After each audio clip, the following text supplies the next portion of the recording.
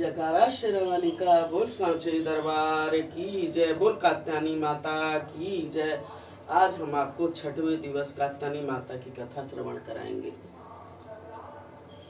चंद्रहासोज्वल करा शार्दूल वरवाहना, कात्यायनी शुभम दधा देवी दान भयगातनी।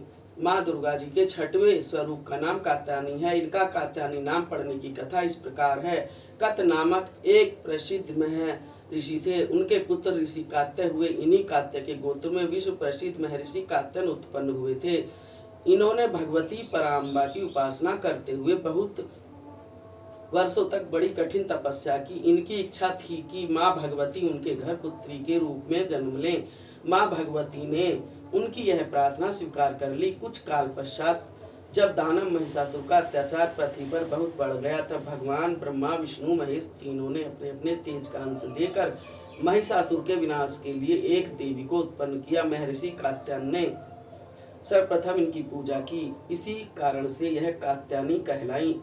ऐसी भी कथा मिलती है कि महर्षि कात्यायन के यहाँ पुत्री रूप से उत्पन्न भी हुई थी। अश्विन कृष्ण चतुर्दशी को जन्म लेकर शुक्ल सप्तमी अष्टमी तथा नवमी तक 3 दिन इन्होंने कात्यायन ऋषि की पूजा ग्रहण कर दशमी को महिषासुर का वध किया था। माँ कात्यायनी अमोघ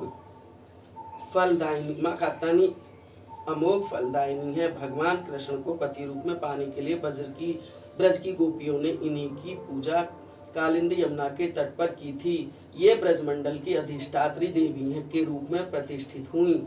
इनका स्वरूप अत्यंत ही भव्य और दिव्य है। इनका वर्ण स्वर्ण के समान चमकीला और भास्वर है। इनकी 4 भुजाएं हैं। माता जी का दाहिनी तरफ का ऊपर वाला हाथ अभय मुद्रा में है तथा नीचे वाला वर मुद्रा में है। बाई तरफ के ऊपर वाले हाथ में तलवार और नीचे वाले हाथ में कमल पुष्प सुशोभित है।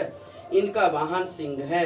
दुर्गा पूजा के 6वें दिन इनके स्वरूप की उपासना की जाती है। उस दिन साधक का मन आज्ञा चक्र में स्थित होता है। योग साधना में इस आज्ञा चक्र का अत्यंत महत्वपूर्ण स्थान है। इस चक्र में स्थित मन वाला साधक माँ कात्यायनी के चरणों में अपना सर्वस्व निवेदित कर देता है। परिपूर्ण आत्मदान करने वाले ऐसे भक्त को सहज भाव से माँ कात्यायनी के दर्शन प्राप्त हो जाते हैं। माँ कात्यायनी की भक्ति और उपासना द्वारा मनुष्य को बड़ी सरलता से धर्म अर्थ काम मोक्ष चारों फलों की प्राप्ति हो जाती है। वह इस लोक में स्थित रहकर भी आलोक तेज और प्रभाव से युक्त हो जाता है। उसके रोग शोक संताप भय और सर्वथा विनष्ट हो जाते हैं। जन्म जन्मांतर के पापों को विनष्ट करने के लिए माँ की उपासना से अधिक सुगम और सरल मार्ग दूसरा नहीं है। इनका उपासक निरंतर इनके सानिध्य में रहकर परम पद का अधिकारी बन जाता है। अतः हमें सर्वतोभावेन माँ के शरणागत होकर उनकी पूजा उपासना के लिए तत्पर होना चाहिए। बोलो कात्यायनी माता की जय, बोलो माँ दुर्गे मैया की जय, बोलो 9 दुर्गे मैया की जय।